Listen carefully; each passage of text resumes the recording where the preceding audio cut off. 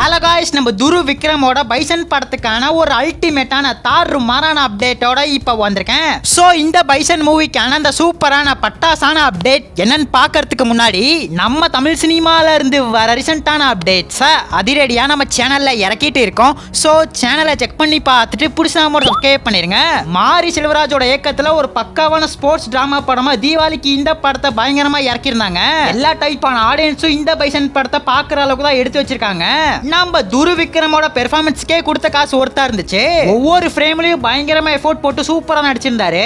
படம் ரிலீஸ் ஆகிறதுக்கு முன்னாடி ஒரு இன்டர்வியூ நம்ம துரு விக்ரம் கொடுத்திருப்பாரு. ஆதித்யா வர்மா மகான் 2 படம் நான் நடிச்சிருக்கேன், அந்த 2 படத்தையும் பார்க்கலனாலும் பரவாயில்ல, இந்த பைசனை கண்டிப்பா தியேட்டரிக்கல்ல வந்து பாருங்க அப்படின்னு சொல்லியிருப்பாரு.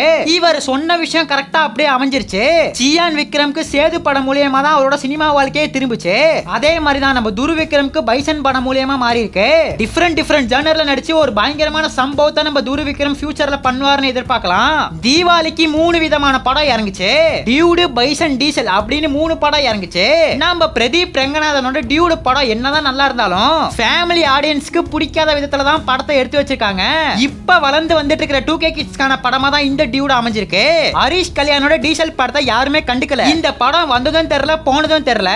ஆனா நம்ம துரு விக்ரமோட இந்த பைசன் படத்துல ஒரு நல்ல கருத்து இருக்கு. அதனாலேயே நிறைய பேர் இந்த பைசன் படத்தை பாராட்டுனாங்க. படம் பாக்ஸ் ஆபீஸ்லயும் ஒரு பயங்கரமான சம்பவத்தை பண்ணிடுச்சு. படம் ரிலீஸ் ஆகி 2 வாரம் ஆகுது. இந்த 2 வாரம் கேப்ல ரிலீஸ் ஆன 15 நாள்ல 63 கோடி கலெக்ஷன் பண்ணிக்கிறதா அப்டேட் வந்திருக்கு.